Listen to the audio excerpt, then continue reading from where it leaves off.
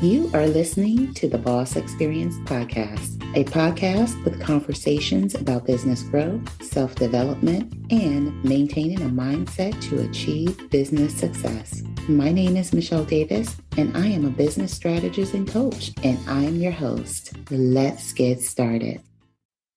Welcome to another episode of the Boss Experience Podcast. My name is Michele Davis, and I'm your host. So in this episode, I'm discussing 5 ways to start a business with confidence while still working your 9 to 5. So we're in an age, a really, really weird age right now where, you have a bunch of online gurus, influencers, entrepreneurs encouraging people to quit their job. I mean, there's so much garbage online. We're in an age where people are looking to social media and they're looking to online influencers for what they should do next in their life, because a lot of people are at a crossroads. They're thinking about starting a business and they're just wondering, how do I do it? I don't know where to start. And I think I've said this before in previous episodes that, yes, I left my 9 to 5, in a crazy way. And this was when I left my nonprofit career. But I did work other jobs because at the end of the day, you have to pay rent, you have to pay bills. And I may not have worked in my field and worked less demanding positions. I was a single mom, so I had responsibilities. So a lot of the people you're listening to, you don't know what their financial situation is. So if you're basing your decision whether or not you, should leave your 9 to 5 now, and yes, I understand coming from toxic work environments myself, that you are probably in a toxic situation. You can't handle, you're like, this job is stressing me out. I'd much rather build my business. But I'm going to encourage you to hang in there. Hang in there. Listen to the 5 tips I'm going to give you in this episode, and just hang in there. Because if you leave prematurely, you're not going to be able to make ends meet, because nothing is immediate. You have to stick to whatever it is you start. There's a process to getting to the point where your business is sustaining you. So unless you have a husband, or a spouse or partner who can support you as you navigate your business and as you get your business started, which means not necessarily bringing in income, then you may want to stick to your 9 to 5 until you have things in order in such a way that you can come out ahead of the game by starting your business while you're working your 9 to 5. And all those influencers and people, on social media that you're listening to, you don't know what their backstory is.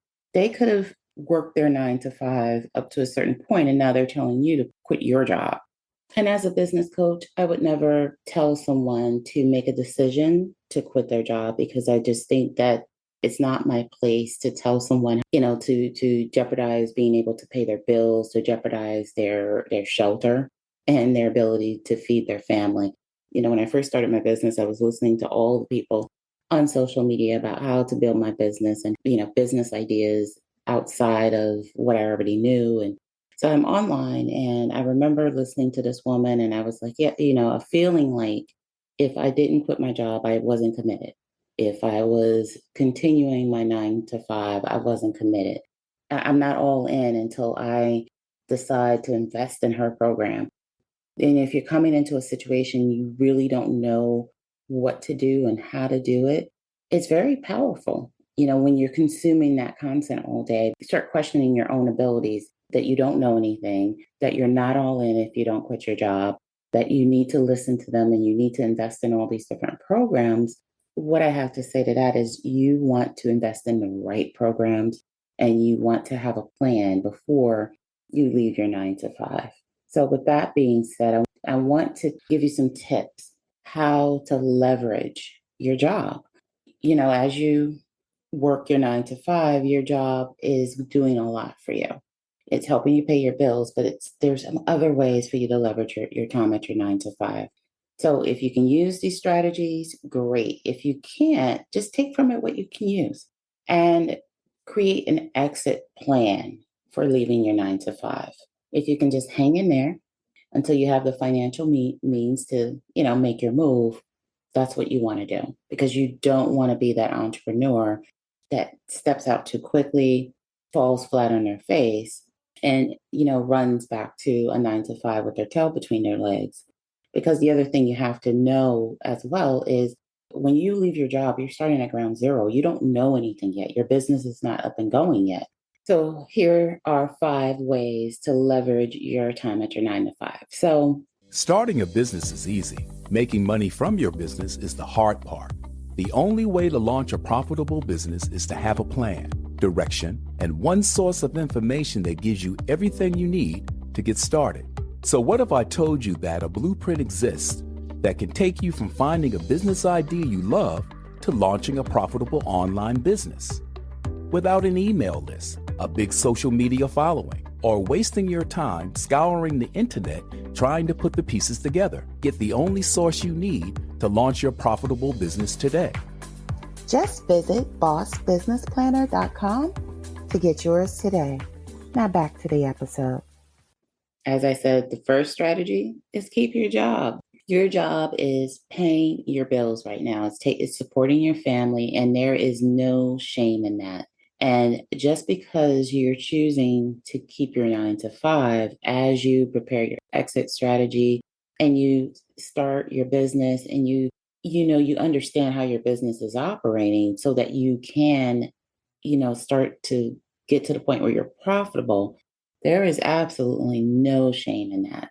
And you don't want to fumble around and do all those things and have the burden of, not having enough money on the back end of your situation where you can't pay your bills and you're trying to build this business. It just creates extra stress, extra anxiety, and frustration you don't need. You need money to start a business. You need money for marketing. You need money for the different tools to help you support the growth of your business.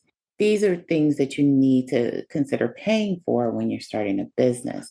And you don't want to be in a position where you quit your job prematurely and you can't pay for things. And the big one is marketing. I remember having sticker shock when it came down to marketing. But, marketing takes time. You're going to have to invest in something to learn how to use the different marketing strategies available to you to grow your business. So you need money to invest in your business.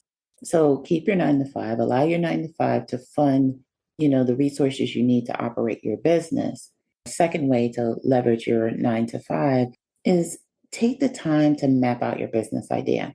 So a lot of people leave their 9 to 5 very quickly.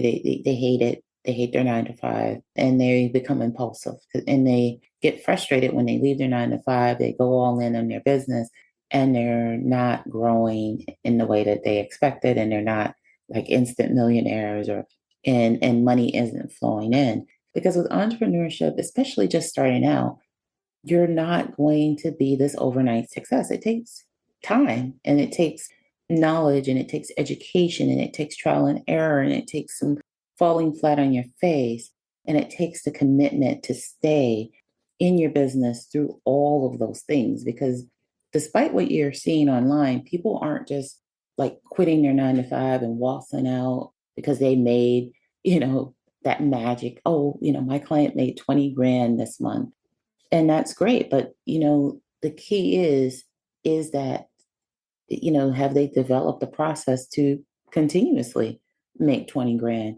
You don't want to leave your job off of a one-time success.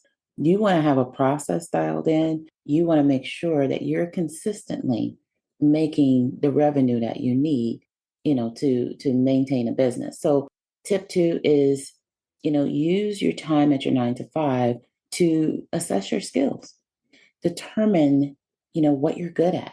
And I did a previous episode, the boss within, go through that process and, while you're at your 9 to 5 and really assess your skills, your passions, your expertise, your things your things you've overcome, like your experiences, and really come up with a solid business idea that you can test out. And once you have gone through the process and you have a profitable business idea, then once you're getting those profits into your business, then you can kind of think about, okay, now let me form my exit strategy.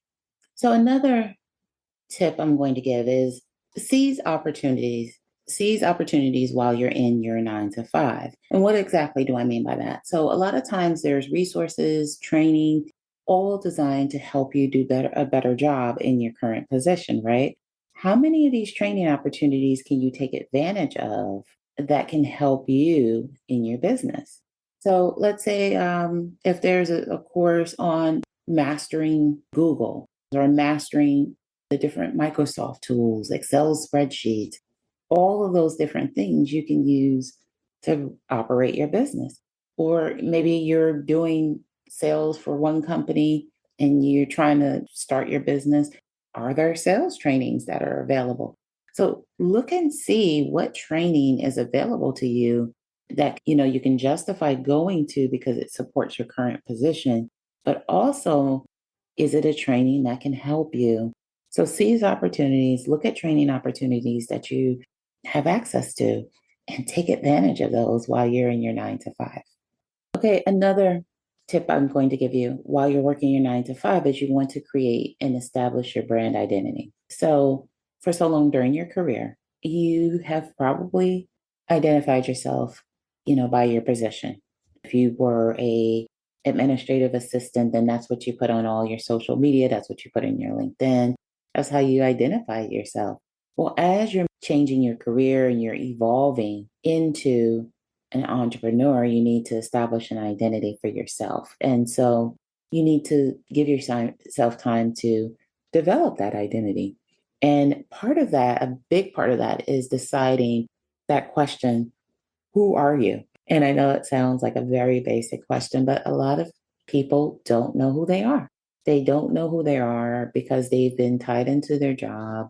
Maybe you've been a mom or married, or you still married, and you really don't know who you are outside of your roles as wife and career woman and mother, whatever your role is. So it may be hard for you to really see who you are, but you need to really get in tune with who you are so that when you start your business, you're clear on who you are, you're clear on who you're serving, and you're clear on who your target audience is.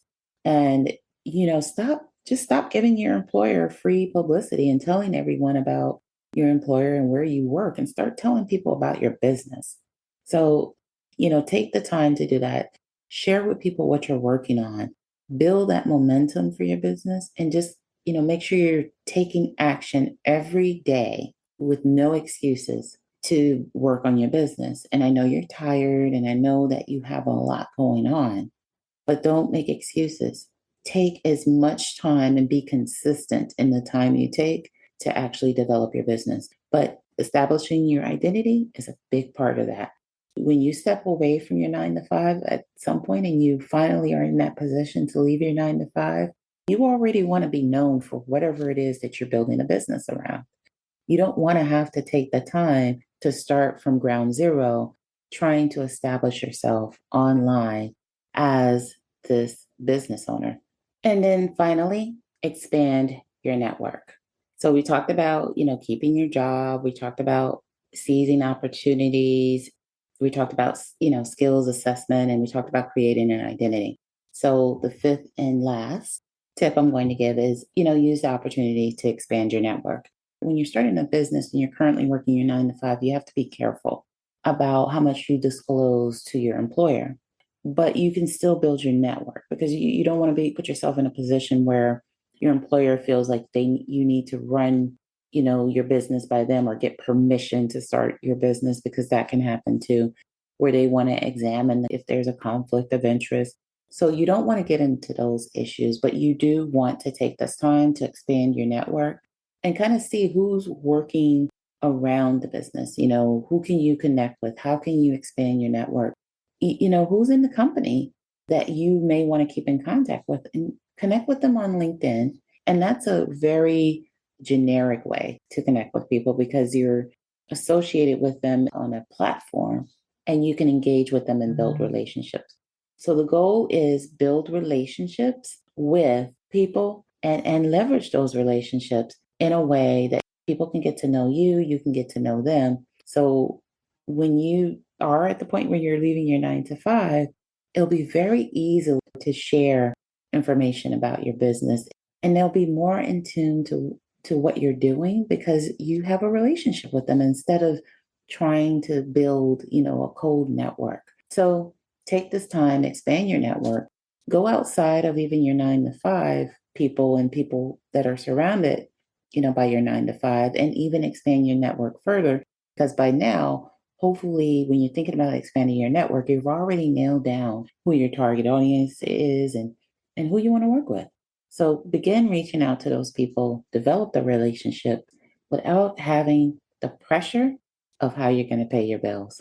So that's a wrap for this episode. And I just want to remind you, I am a business coach and a business strategist, in addition to being the host of the Boss Experience podcast. So if you feel like you'd love to work with me and you'd love to get more direction on your business, feel free to send me an email at Michele with 1L at marketinggymsolutions.com. And I'd love to talk to you about your business goals. You can also click the email down below and get in touch with me. And I'd love to talk more about what you do. One of the things that I do is I work with professional service providers and I help them develop their high ticket signature program. So if that's something that is of interest to you, feel free to reach out. And I'd love to see you as a part of my CEO Blueprint Academy, which you can learn more about at ceoblueprintacademy.com. So with that being said, I can't wait for you to join me in the next episode. Thank you for tuning in to the Boss Experience podcast. Don't forget to leave a review for this episode and tune in next time.